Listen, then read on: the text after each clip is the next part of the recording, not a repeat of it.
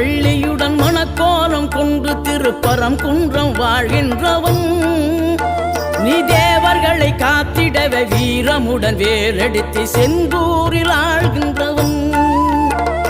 மாங்கனிக்கு கோபம் கொண்டு பார்ப்புகழும் பழனியிலே ஆண்டியன கோலம் கொண்டவன் நீ தத்துவத்தின் சாரெடுத்து சுவாமி மலை எல்லையிலே தகப்பனுக்கு பாடம் சொன்னவன் காவல் என நின்று பெரும் சினம் தணிந்து தணிகையில கண் குளிர காட்சி தந்தவன் நீ பாங்குடனே கருள் தரவே பழமுதிரும் சோலையில பரஞ்சோதியாய் நின்றவன்